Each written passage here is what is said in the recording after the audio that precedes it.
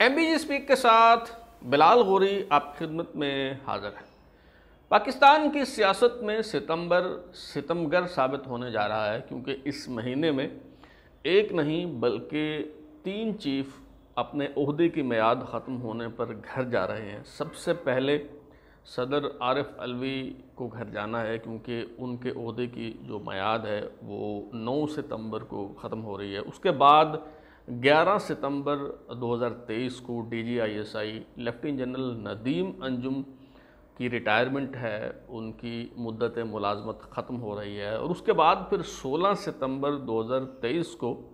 मौजूदा chief justice Umar Ata Bandial सबकदोश हो रहे हैं, और उनके बाद जस्टिस काजी फ़ाइज़ ईसा जो हैं वो चीफ जस्टिस बन जाएंगे। तो चीफ जस्टिस सदर ममलिकत की हवाले से तो बातचीत जो है वो हो रही है, लेकिन DGISI के हवाले से अभी तक जो है वो शायद किसी ने नोटिस नहीं लिया। और मेरे ख़्याल में ये सबसे अहम ओहदा है जो खाली हो रहा है, और जिसकी बुनियाद पे ये तय होगा कि पाकिस्तान का जो आइंदा का सियासी मंजरनामा है वो क्या होगा। और सिर्फ यही नहीं है, बल्कि आइंदा 2 माह में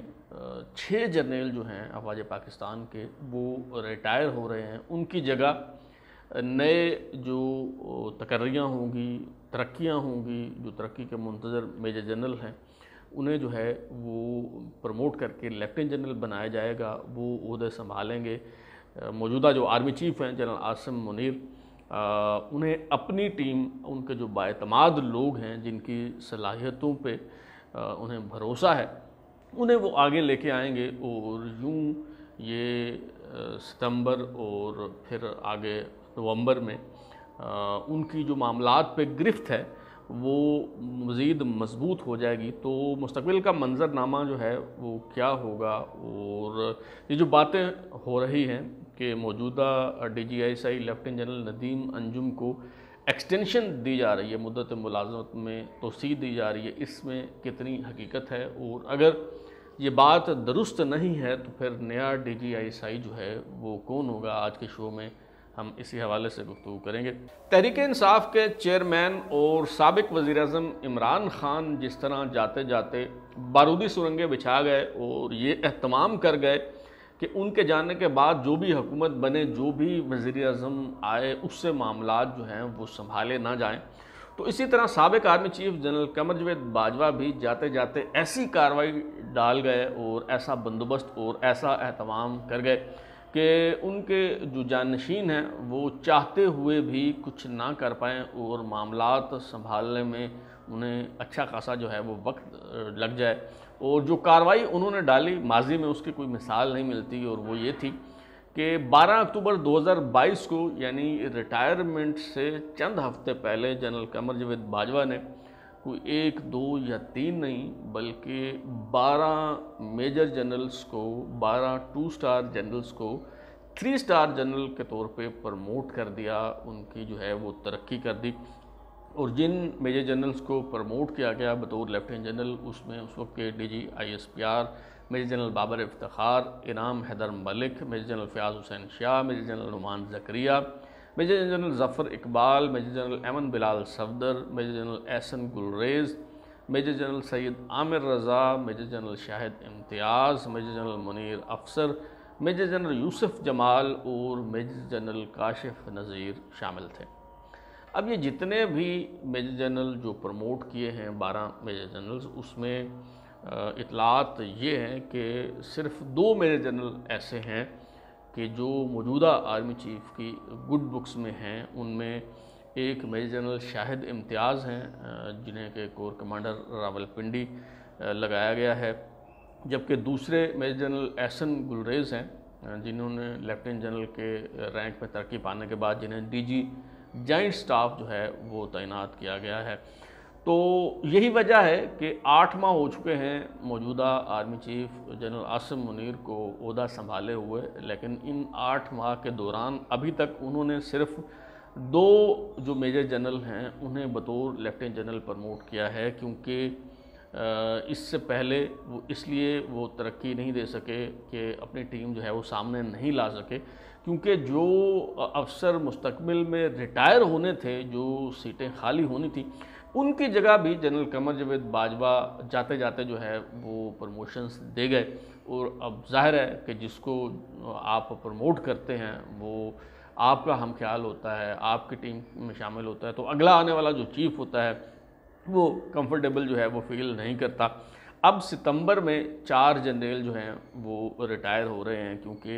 ये जो 4 जनरल हैं इन्हें 11 सितंबर 2019 को बतौर लेफ्टिनेंट जनरल प्रमोट किया गया था। इनमें मौजूदा DGISI lieutenant general Nadeem Anjum, lieutenant general Chirag Haider, lieutenant general Mohammad Amir और लेफ्टिनेंट जनरल खालिद ज़िया शामिल हैं। जो लेफ्टिनेंट जनरल मोहम्मद आमिर हैं, कोर कमांडर गुजरांवाला, आप जानते ही हैं कि वो आर्मी चीफ बनने वालों की दौड़ में भी जो है वो शामिल थे। तो ये जो चारों जनरल हैं ये रिटायर हो रहे हैं सितंबर के महीने में, और फिर आगे चल के नवंबर में 2 मज़ीद जनरल जो हैं वो रिटायर हो रहे हैं। अली आमिर आवान जो पाकिस्तान आर्डिनेंस फैक्ट्रीज के सरबराह हैं, वो रिटायर हो रहे हैं नवंबर में। और लेफ्टिनेंट जनरल मोहम्मद सईद जो CGS हैं, चीफ ऑफ जनरल स्टाफ हैं, जो आर्मी चीफ के बाद ताकतवर तरीन ओहदा जो है वो समझा जाता है फ़ौज पाकिस्तान की हिरारकी में, तो वो भी नवंबर में रिटायर हो रहे हैं। तो ये 6 जनरल जब रिटायर होंगे और उनकी जगह तरक्कियाँ और तैनातियाँ होंगी, तो मौजूदा army chief general Asim Munir की पोजीशन मज़ीद बेहतर होगी। मामलात पर उनकी गिरफ्त जो है वो पहले से कहीं ज़्यादा मजबूत हो जाएगी। लेकिन सवाल ये है कि क्या लेफ्टिनेंट जनरल नदीम अंजुम जो हैं वो DGISI के मनसब पे काम करते रहेंगे या फिर रिटायर हो जाएंगे, और अगर वो रिटायर हो जाएंगे तो उनकी जगह कौन लेगा। एक अफवाह जो है, एक गपशप उसे आप कह लें या जो मर्ज़ी कह लें, वो पिछले चंद रोज़ से सुनने को मिल रही है, और वो ये है कि जी मौजूदा जो DGISI हैं लेफ्टिनेंट जनरल नदीम अंजुम, उन्हें एक्सटेंशन देने की पेशकश की गई है, लेकिन उन्होंने एक्सटेंशन लेने से इनकार कर दिया। मेरी मालूमात के मुताबिक इस तरह की जो बातें हैं वो बिल्कुल गलत और बेबुनियाद हैं, और किसी किस्म की कोई ऐसी पेशकश नहीं की गई। ये जो खबर जो है वो एक दुर्फिंतनी मैं उसे कहूँगा कि छोड़ी गई है, ये दरअसल कंपनी की मशहूरी के लिए है, और इसका मकसद ये है कि जी अगर एक्सटेंशन देने पे गौर नहीं किया जा रहा तो इस पे जो है वो गौर किया जाए, और एक्सटेंशन अगर नहीं मिलती तो कहा जाए कि जी हमने तो पहले कहा था कि जी एक्सटेंशन नहीं चाहिए, और एक्सटेंशन मिल जाती है तो उसमें ये कहा जा सके जी देखें मैं तो एक्सटेंशन नहीं लेना चाहता था, लेकिन मुल्क के मफाद में मुल्क को ज़रूरत थी, तो मैंने जो है बादल नखास्ता ये पेशकश जो है वो कबूल किया। माजी में ऐसी मिसालें जो हैं वो मौजूद हैं। मिसाल के तौर पे लेफ्टिनेंट जनरल अहमद शुजा पाशा जो जनरल इशफाक परवेज़ कियानी के दौर में DGISI थे, उन्हें 1 साल की एक्सटेंशन दी थी पीपल्स पार्टी की हुकूमत ने, और ये जो है ऑप्शन मौजूद है कि उसी तरह से मौजूदा DGISI lieutenant general Nadeem Anjum को जो है वो 1 साल की तोसी दे दी जाए। और दिलचस्प बात यह है कि मौजूदा फ़ौजी क़यादत या मौजूदा जो सियासी क़यादत है वो कतन इस हक़ में नहीं है कि जी मौजूदा DGISI को एक्सटेंशन दी जाए, लेकिन जो अपोजिशन है और बिलखसूस तहरीक इंसाफ की क़यादत है और साबिक़ वज़ीर-ए-आज़म इमरान खान साहब हैं, दरअसल ये बात उनकी तरफ से फ्लॉट की गई है, और आहिस्ता आहिस्ता आप देखेंगे कि सोशल मीडिया पे भी ये प्रोपेगेंडा जो है वो होने लगेगा, और आहिस्ता से ये बयानिया जो है वो बनाया जाएगा कि जी मौजूदा DGISI lieutenant general Nadeem Anjum को जो है वो 1 साल की तोसी दे दी जाए। क्यों दे दी जाए? इसलिए दे दी जाए कि तहरीक इंसाफ की क़यादत ये समझती है कि जी मौजूदा जो DGISI हैं वो बहुत माकूल आदमी हैं, बहुत शरीफ आदमी हैं, और उनकी जगह अगर कोई तगड़ा DGISI आ गया तो हमारी जो है वो खैर नहीं होगी। तो इसलिए वो ये चाहते हैं कि कोई उनकी जगह कोई ताज़ा दम DGISI लाने के बजाय उन्हें जो है वो तोसी दे दी जाए, क्योंकि मौजूदा हालात में आप देखें कि बड़ी दिलचस्प सूरत हाल है। माजी में जब सियासी जबर का माहौल होता था, माहौल अगरचे आज भी उसी तरह का है, कोई ज़्यादा जो है वो मुख्तलिफ नहीं है, लेकिन थोड़ा सा सूरत हाल मुख्तलिफ किस तरह है वो मैं आपको बता देता हूँ। ये नहीं है कि मौजूदा जो रजीम है वो कोशिश नहीं कर रहा, कोशिश बड़ी कर रहे हैं लेकिन कामयाबी इन्हें क्यों नहीं मिल रही, उसकी वजह यह है कि उस तरह की टीम इनके पास दस्तयाब नहीं है। माजी में हमने देखा है कि सिर्फ 3 कर्नल जो हैं वो पूरे मुल्क को चलाया करते थे। एक कर्नल जो है वो पार्लियामेंट के मामलात को संभाला करते थे, एक जो हैं वो अदलिया के महाज पे डटे होते थे, और तीसरे कर्नल साहब जो हैं वो मीडिया को जो है वो कंट्रोल कर लिया करते थे। तो ये कहाँ वो सूरत हाल कि 3 कर्नल जो हैं वो पूरा मुल्क चला रहे होते थे, और कहाँ अब ये सूरत हाल है कि DGISI जो हैं वो बज़ाते खुद चल के जाते हैं, मुलाकात करते हैं, और मुलाकात में भी वो लबो लहजा अख्तियार नहीं करते जो बतौर DGC या DGI मेजर जनरल फैज़ हमीद जो हैं वो अख्तियार किया करते थे, जिस तरह उन्होंने जस्टिस शौकत अज़ीज़ सिद्दीकी से जाकर जो है मुलाकात की, बल्कि वो बड़े अदब से, बड़े लिहाज से, बड़े मुरव्वत के साथ जो है वो गुजारिश करते हैं कि जी देखें ये हम इस तरह के मसाइल हमें जो है वो दरपेश है, तो आप इस पर मेहरबानी फरमाएं और कोई रास्ता निकालें। लेकिन उसके बावजूद उनकी दरख्वास्त जो है वो कबूल नहीं होती और काम जो है वो नहीं बन पाता। तो ये बड़ी परेशानी है इनके लिए कि इन्हें कोई टीम जो है वो मुयस्सर नहीं है, माँ सिवाय DGC से DGI भी कहा जाता है क्योंकि इंटरनल विंग के वो सरबराह होते हैं, मेजर जनरल फैसल नसीर, उनके अलावा इनके पास कोई बंदा नहीं है। जिस तरह के लोग उस वक्त जो है वो काम कर रहे थे, उस तरह के लोग अब इन्हें ना ISPR में दस्तयाब हैं, ना ISI में दस्तयाब हैं, और ना MI में उस तरह के लोग जो हैं वो इनके पास मौजूद हैं। तो ये इसलिए मैं कह रहा हूँ कि ये जो सारा सियासी बंदोबस्त है उसका इन्हसार इस एक तकर्री पर है, इस एक पोस्टिंग पर है कि DGISI के मनसब पर लेफ्टिनेंट जनरल नदीम अंजुम की जगह जो है वो किसे लाया जाता है। माजी में ये रिवायत रही है कि जो DGC होता था उसे ही तरक्की दे के जो है वो DGISI बना दिया जाता था। मिसाल के तौर पे जो लेफ्टिनेंट जनरल ज़हीरुल इस्लाम हैं, जो अहमद शुजा पाशा के बाद DGISI बने हैं, वो उनके दौर में DGC हुआ करते थे, बाद में उन्हें तरक्की दे के DGISI बना दिया गया। इसी तरह मेजर जनरल फैज़ हमीद जो हैं वो पहले ISI में DGC हुआ करते थे और फिर उन्हें तरक्की दे के लेफ्टिनेंट जनरल में के रैंक में जब वो प्रमोट हुए तो फिर उन्हें DGISI तैनात कर दिया गया। तो अब जो मौजूदा DGC हैं मेजर जनरल फैसल नसीर, उनका मामला तो जो है वो ये है कि अभी चंद माह पहले ही उन्हें बतौर मेजर जनरल जो है वो तरक्की मिली है। तो उनकी जो लेफ्टिनेंट जनरल के रैंक में जो तरक्की है वो तो ज़ाहिर है कि अभी बहुत दूर है। और फिर जो कोर ऑफ मिलिट्री इंटेलिजेंस से उनका ताल्लुक़ है मेजर जनरल फैसल नसीर का, और CMI से अगर कोई बंदा मेजर जनरल बन जाता है तो मेरे ख़्याल में जो रिवायात हैं उन और साहब जो रिकॉर्ड है वो ये बताता है कि ये आखिरी रैंक है, इससे आगे जो है वो तरक्की अगर कोई पाता है। मिसाल के तौर पे अभी मेजर जनरल फैसल नसीर को अगर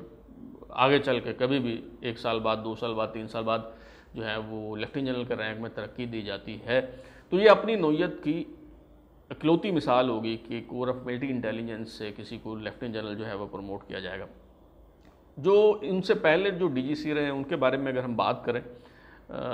major general Irfan Malik DGC हुआ करते थे ISI में, जिन्होंने मरीम नवाज़ को स्मैश करने की धमकी दी थी,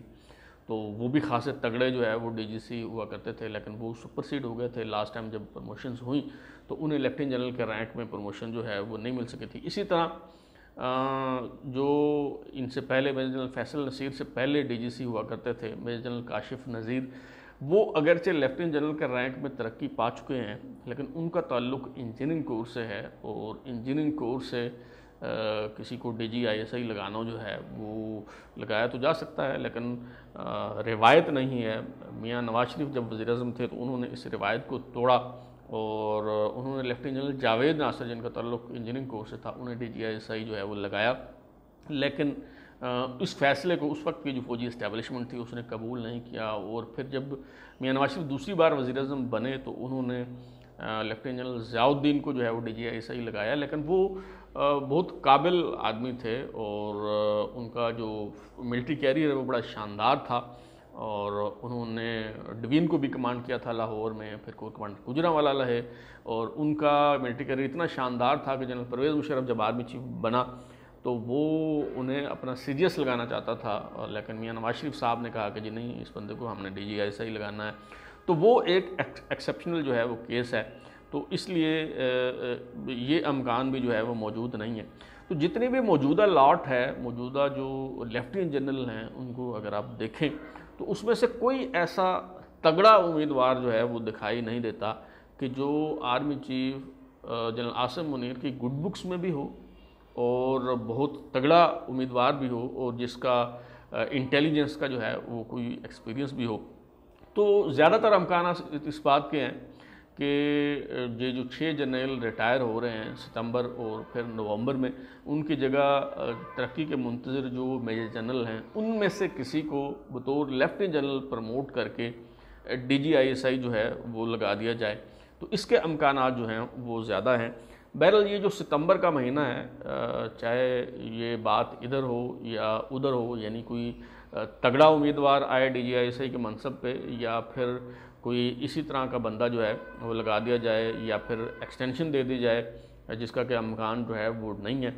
तो हर दोनों बल्कि तीनों सूरतों में जो सितंबर है वो मेरे ख़्याल में किसी न किसी के लिए सितमगर जो है वो ज़रूर साबित होगा। क्योंकि अगर यहाँ कोई तगड़ा DGI आ जाता है